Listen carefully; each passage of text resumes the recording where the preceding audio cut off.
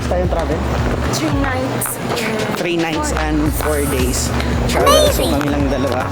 So hindi siya pwedeng matawag na solo travel. So ano ibig sabihin yan? Double. Twinning travel. So kasi birthday namin last June 3 birthday niya, sa akin June 17. So isahan na yung celebration namin. Aside sa nagpakain kami sa mga leaders, so of course, no, mag-i-experience din tayo ng travel. Last time na travel kaming dalawa sa Taiwan, this time around naman Vietnam. Kaya we are so excited. This is our first time kasi 3 times na tayo nakapag-Vietnam pero sa Saigon. But this time around, papunta kami ng Hanoi Sapa. Kaya let's go mga ka-intense!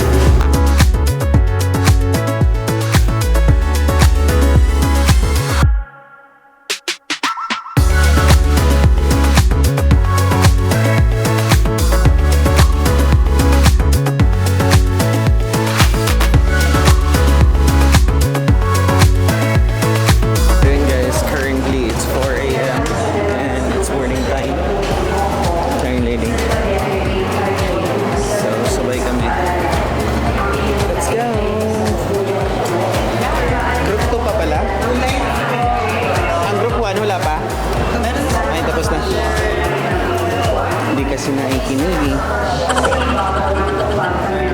Thank you po. Thank you. So, isipin nila na vlogger tayo. Iisipin na naman nila na vlogger tayo. It's a prank! So, we're going to Hanoi, Vietnam. Let's go. Grabe naman yung suot mo ngayon. Naka-Dior. Ikaw, what is your word? Naka-Gucci. Tapos naka-Rimowa. It's amazing! Slide on me, guys. So, see you in a while. We're here right now sa loob ng plane. Pero bakit tayo nandito tayo sa exit? Ang laki ng space. May advantage pala dito. So, bawal yung mga phones. Bawal yung mga bag dito kasi ito yung malaking space. So, see you. Ilang hours lang? Hours? So, gano'n naman ka social? 3 hours. 3 hours yung flight natin going to Vietnam. Kaya, see you in a while, Vietnam.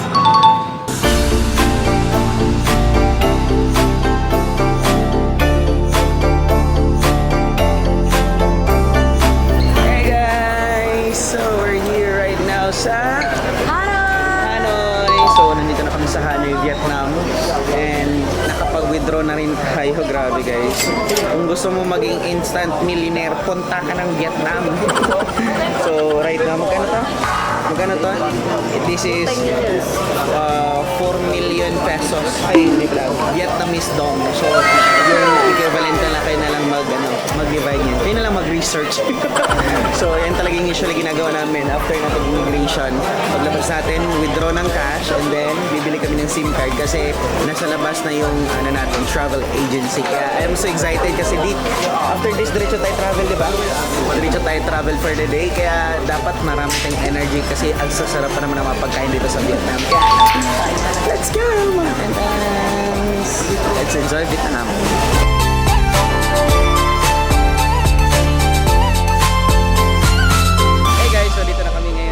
Vietnam, and first stop namin for today is kakain na naman tayo. So, sa Pho Phen and special. Amazing! Sarap sa travel talaga ito kain na gagawin natin. This is beef? Okay. Wow! First food natin dito sa Vietnam.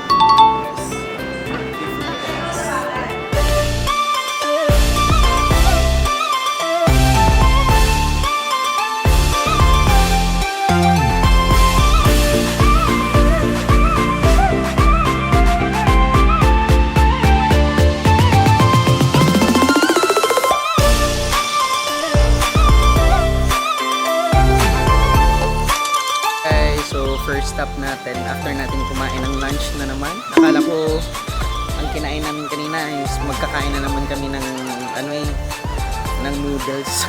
Hindi naman pala. So ayan, First stop namin, nandito kayo sa border ng China and then Vietnam sa Yunnan and Amazing! ang ganda guys. I don't know, parang temple siya.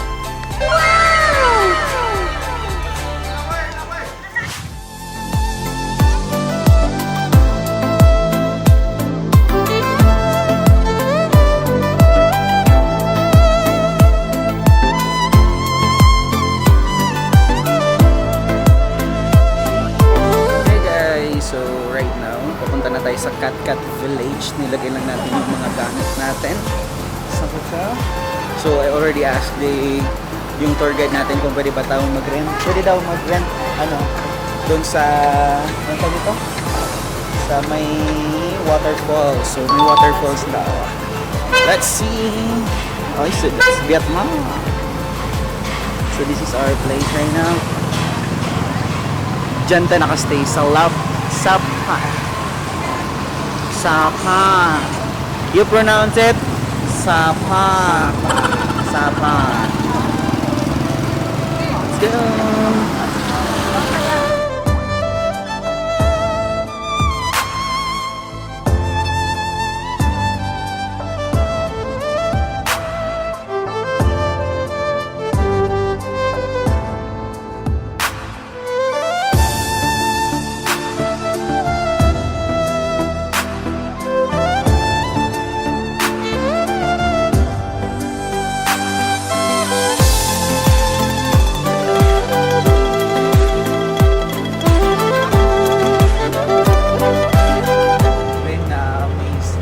Ako sa lugar na to, para siyang Baguio. Pero may maraming fog. Pero yung landscape niya, grabe.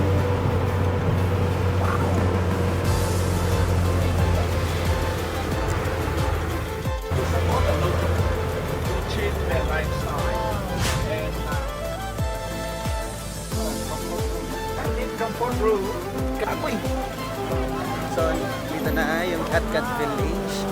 So dito binababa usually kasi naka-parking and then walk lang konti para sa waterfalls and then nag-aasa ko sa tour guide kung saan tayo pwede makarent. So nandun daw sa baba near the waterfalls.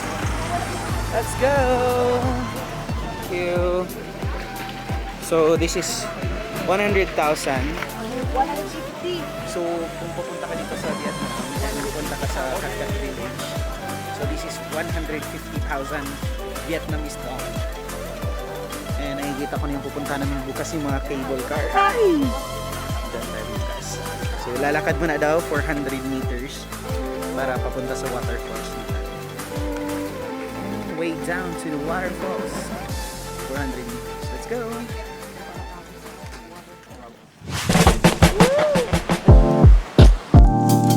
Alright. So, masusot tayo nito. Grabe, I'm so excited.